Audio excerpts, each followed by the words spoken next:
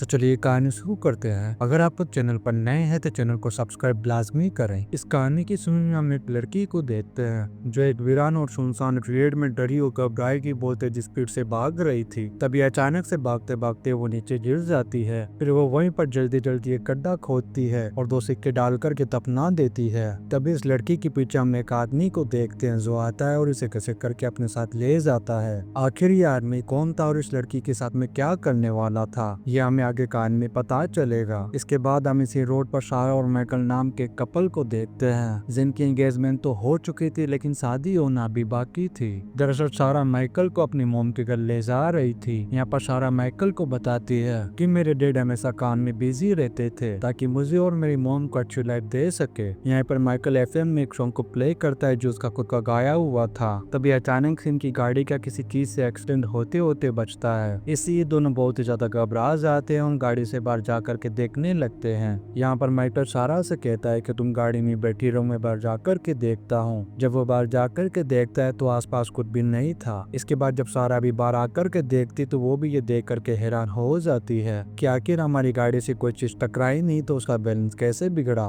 तभी इन्हें जमीन पर थोड़ी सी बर्फ नजर आती है जिसे देख करके ये सोचने लगते हैं कि शायद इससे हमारी गाड़ी फिसल गई होगी। लेकिन वो इस रेगिस्तानी और गर्म एरिया में बर्फ को देख करके बहुत ही ज्यादा हैरान हो जाते हैं। इसके बाद ये दोनों अपनी गाड़ी में बैठते हैं और यहाँ से निकल जाते हैं। तभी हम उस काले कोट वाले एक आदमी को देखते हैं तो दूर खड़ा होकर के इन दोनों को देख रहा था। जब ये दोनों आगे बढ़ने लगते हैं तभी वो काले कोट वाला आदमी इनका पीछा करना शुरू कर देता है। माइकल जब अपनी गाड़ी के पीछे किसी को पीछा करते हुए देख लेता है तो ये देख करके हैरान हो जाता है और उसे बिल्कुल भी समझ नहीं आता है। अब माइकल जैसे ही अपनी गाड़ी की स्पीड बढ़ा करके तेज चलने लगता है तभी वो काले कोट वाला आदमी भी अपनी गाड़ी की स्पीड को बढ़ा देता है। इसके बाद वो आदमी अपनी गाड़ी से माइकल को टक्कर मारने ही वाला था। तभी माइकल अपनी गाड़ी को एक रेस्टोरेंट के बाहर रोक देता है। ये देख करके वो आदमी ऐसे आगे निकल जाता है। तभी सारा माइकल से पूछती है कि आखिर तुमने गाड़ी क्यों रोक दी। तब माइकल उसे बताता है कि पता नहीं कि ये गाड़ी कब से हमारा पीछा कर रही थी और वो हमारी गाड़ी को पीछे से टक्कर मारने वाला था, इसीलिए मैंने यहाँ पर अपनी गाड़ी रोक दी। अब ये दोनों खाना खाने के लिए रेस्टोरेंट के अंदर जाते हैं।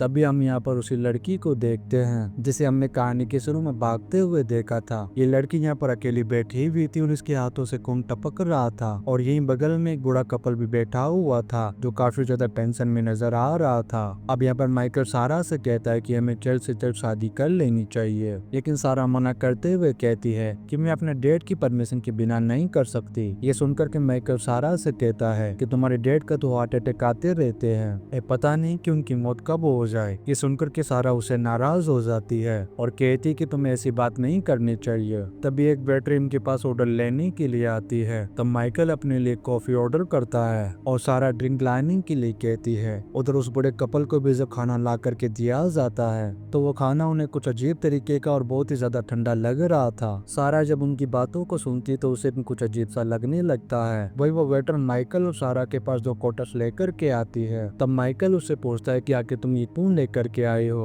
फिर वो वेटर कहती है कि इससे तुम कुछ भी कर सकते हो। जब माइकल जूम बॉक्स में स्कूटर को डालता है तो उसका सॉन्ग बजने लगता है। इससे ये दोनों काफी ज्यादा हैरान हो जाते हैं। वहीं दूसरी तरफ हम उसी काले कोट वाले आदमी को देखते हैं जो रेस्टोरेंट के बाहर एक गाड़ी में बैठ कर के इनके बाहर आने का इंतजार कर रहा था। उस आदमी के दांत बहुत ही ज्यादा लंबे और काफी ज्यादा डरावने थे। उसे देख कर के ऐसा लग रहा था कि जैसे कि कोई डीमन हो। वो बाहर बैठा हुआ एक रेडियो से रेस्टोरेंट के अंदर की सारी बातें सुन रहा था। इससे हमें पता चलता है कि उस आदमी में कुछ पावरफुल शक्तियां है। अंदर सारा वेटर से कहती है कि यहाँ पर सिग्नल क्यों नहीं मिल रहा। तब वेटर कहती है कि ये एक डेड जोन है इसीलिए यहाँ पर सिग्नल नहीं आते हैं। इसके बाद माइकल वॉशरूम के लिए चला जाता है। तभी हम दीवार पर मैनेजर, वेटर्स और कुक की एक फोटो देखते हैं जिसके नीचे इस रेस्टोरेंट की ओपनिंग डेट 1927 लिखी हुई थी। लेकिन हैरान कर देने वाली बात तो ये थी कि ये लोग आज भी वैसे ही नजर आ रहे थे। उधर बाहर वो आदमी अपनी पावर से यहाँ के वाइस को काट देता है। अंदर जब वो कुक सारा को खाना ला करके देता है तो वो उसे बहुत सारा टिप देती है, लेकिन वो कुक इससे टिप लेने से मना कर देता है। फिर जब सारा इसे रिक्वेस्ट करती है तो वो टिप ले लेता है। अब माइकल और सारा जब यहाँ से रवाना होते हैं तभी उनकी गाड़ी फिर से झटके खाना शुरू हो जाती है। इससे इन दोनों को बिल्कुल भी समझ नहीं आ रहा था कि आखिर ये बार बार क्यों हो रहा है। जब सारा नीचे उतर कर के देखती तो उसे कुछ भी नजर नहीं आता है। उधर हम उस आदमी को देखते जो माइकल और सारा की फोटो को देख रहा था। फिर थोड़ी देर बाद हम उस फोटो को जमीन में दबा हुआ हुआ देखते हैं और उसके पास 2 सिक्के भी रखे हुए थे। उधर वेटर और कुक मैनेजर के पास जाकर के पूछते हैं कि अब हमें उन लोगों के साथ में क्या करना है। तब मैनेजर कहता है कि जो भी होने वाला है। तब वेटर और कुक मैनेजर से कहते हैं कि हमें उन दोनों की मदद करनी चाहिए, लेकिन वो मैनेजर इसके लिए साफ मना कर देता है और कहता है कि अगर हमने उनकी मदद की तो हमारे भी माँ बहन एक हो सकती है। यहाँ पर वो मैनेजर कहता है कि हम तीनों ने उसके लिए ये डील की है, इसके लिए हम उसके साथ में कभी भी गद्दारी नहीं कर सकते हैं। तभी यहाँ पर बैठी हुई वो लड़की इन तीनों से कहती है कि तुम उन दोनों को मेरे हवाले कर दो, फिर जो मेरी मर्जी होगी मैं उनके साथ वो करूंगी। लेकिन वो मैनेजर इसके लिए भी साफ साफ मना कर देता है। यहाँ पर हमें पता चलता है कि ये सभी लोग एक टाइम लूप में फंसे हुए हैं। ये लोग यहाँ से बाहर निकलने की बहुत कोशिश करते हैं लेकिन निकल नहीं पाते हैं। और बाहर जो डेंजर आदमी बैठा हुआ था वो टाइम लूप का एक डोर कीपर था जो उन सभी को अपने साथ अपनी दुनिया में ले जाना चाहता था। उधर माइकल और सारा ये सोच ही रहे थे कि आखिर उनके साथ में ये हो क्या रहा है। तभी इन्हें उस आदमी की गाड़ी नजर आती है जो ठीक इनकी गाड़ी के पीछे ही खड़ी थी। इससे सारा का दिमाग खराब हो जाता है और वो उस आदमी से ये पूछने के लिए जाती है कि आखिर वो हमारा पीछा क्यों कर रहा है। सब वो आदमी अपनी गाड़ी के शीशे खोल कर के अपने भयानक दांत दिखाता है, जिसे देख कर के सारा बहुत ही बुरी तरीके से डर जाती है और भाग कर के अपनी गाड़ी में जाकर के बैठ जाती है।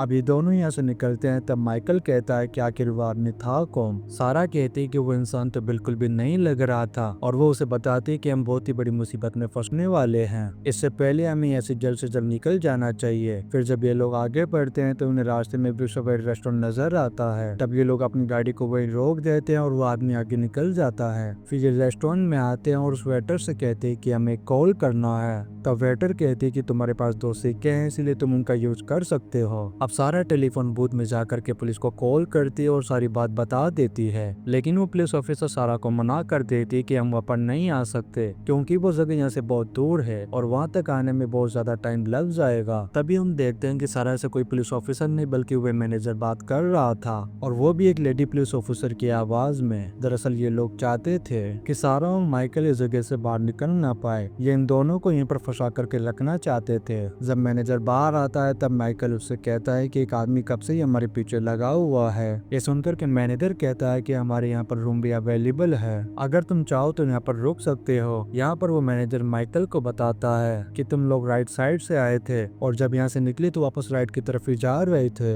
ये सुनकर के माइकल भी हैरान हो जाता है कि आखिर ऐसा कैसे हो सकता है, क्योंकि हमें तो लेफ्ट की तरफ जाना था। अब सारा और माइकल का दिमाग खराब हो चुका था, उन्हें कुछ भी समझ नहीं आ रहा था। यहाँ पर सारा वेटर से और सिक्के मांगती है ताकि वो पुलिस को दोबारा से कॉल कर सके। तब वेटर मना कर देती है और कहती कि मैं तुमसे 2 सिक्के ही दे सकती थी। तभी वही लड़की जिसे हमने कहानी के शुरू में देखा था वो इनके पास आती है और अपने इन्हें 2 सिक्के देने लगती है। तभी मैनेजर आ जाता है और वो कहता है कि तुम ऐसा बिल्कुल भी नहीं कर सकती। फिर वो माइकल और सारा से कहता है कि हमारी रेगुलर कस्टमर है और हम इसकी आदतों को जानते हैं। अब सारा को किसी तरीके से सिक्का मिल जाता है, इसीलिए वो बूथ में जाकर के अपने डेट को कॉल लगाती है, लेकिन आवाज कट हो रही थी इसीलिए वो बात नहीं कर पाती है। वही मैनेजर उस लड़की को अपने साथ में ले जाता है और उसे कहता है कि अब तुम्हारा टाइम हो चुका है इसलिए तुम्हें अब रूम में जाना चाहिए। लेकिन वो लड़की रोने लगती है और रूम में नहीं जाना चाहती थी। तभी वो मैनेजर उस लड़की को अंदर धक्का दे देता है और कोई उस रूम के अंदर खींच लेता है। अंदर जाने के बाद उस लड़की की चीखने चिल्लाने की आवाज सुनाई देती है।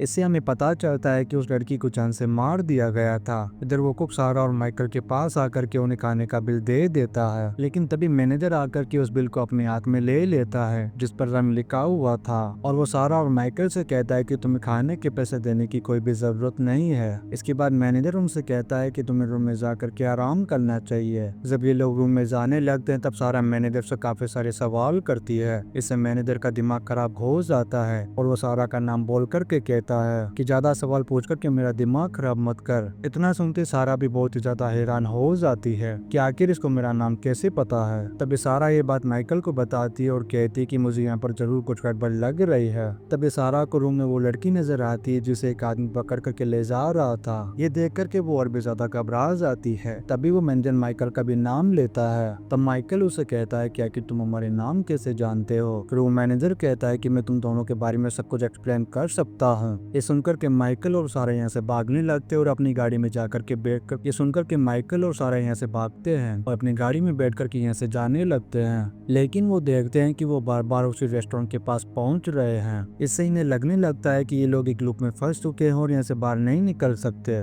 इधर वो डेमन जैसा आदमी फिर से सारा और माइकल के पीछे लग जाता है। अब ये दोनों यहाँ से बाहर निकलने की बहुत कोशिश करते हैं लेकिन निकल नहीं पाते हैं। उधर वोकुक अपने हेडक्वार्टर में कॉल लगा करके कहता है कि हमें जो कपल चाहिए था शायद वो ये नहीं है और हमसे कोई बहुत ही बड़ी गलती हो गई है। उधर माइकल की गाड़ी का पेट्रोल खत्म हो चुका था, इसीलिए ये लोग अब फैसला करते हैं कि हम यहाँ से पैदल ही जाएंगे। जब ये गाड़ी से उतर करके यहाँ से जाने लगते हैं तभी वो अपनी गाड़ी को देखते हैं कि वो उल्टी पड़ी थी और बहुत ही बुरी तरीके से डैमेज हो चुकी थी। ये देखकर कि ये दोनों बहुत ही ज्यादा शॉक हो जाते हैं कि ऐसा कैसे हो सकता है। फिर तभी इन्हें अपनी गाड़ी पर खून लगा हुआ दिखाई देता है। इससे उन्हें लगने लगता है कि वो दोनों मर चुके हैं और अब ये दोनों आत्मा बन चुके हैं और वो डीमन जैसा आदमी यमराज है जो इन्हें नर्क में ले जाना चाहता है। अब ये सोचकर कि ये दोनों यम पर बैठ करके रोना शुरू कर देते हैं। जब ये वापस भाग करके उस लूप में पहुंचते हैं तो इन्हें अपनी गाड़ी से सलामत मिलती है। तभी उसमें बैठ करके वापस उस रेस्टोरेंट में पहुंच जाते हैं। फिर सारा उस मैनेजर के पास जाकर के सारी सच्चाई पूछती है तो वो बताता है कि तुम्हारी दुनिया और इस दुनिया में बहुत ही बड़ा फर्क है और जिस किसी भी इंसान का इस रोड पर एक्सीडेंट हो ही जाता है वो हमारी इस दुनिया में आ जाता है। फिर उसका फैसला होता है कि वो नर्क में जाएगा या स्वर्ग में। वो मैनेजर उससे कहता है कि ये रेस्टोरेंट एक बड़ डेयरी है और यहीं पर तुम्हारा भी फैसला होगा कि तुम्हें कहाँ पर भेजा जाएगा। वो मैनेजर इन्हें बताता है कि हम लोग भी यहाँ पर काफी टाइम से फंसे हुए हैं, इसीलिए हमें यहाँ पर मैनेजमेंट का काम दिया गया है ताकि हम तुम जैसे लोगों को उस रूम में भेज सके और वहीं से तुम्हें स्वर्ग या नर्क में भेजा जाएगा और वहीं से तुम्हें स्वर्ग या नर्क में भेजा जाएगा। और वो डीमन जैसे दिखने वाला आदमी एक फेरी मैन है जो तुम्हें अपने साथ में ले जाएगा। इसीलिए वो हर किसी का पीछा करता है ताकि उन्हें रोक कर के उनकी आत्माओं को अपने साथ ले जा सके। यहाँ पर सारा उससे पूछती है कि अभी हम दोनों मर चुके हैं। तब वो इन्हें बताता है कि अभी तुम दोनों जिंदगी और मौत के बीच में लड़ रहे हो। जब वो यमराज तुम्हारी आत्माओं को अपने साथ में ले जाएगा तब तुम दोनों पूरी तरीके से मर जाओगे। फिर वो मैनेजर कहता है कि जो तुमने इस दुनिया में टाइम स्पेंड किया है वो सिर्फ कुछ ही सेकंड है और अभी भी तुम चाहो तो तुम अपनी जान बचा सकते हो।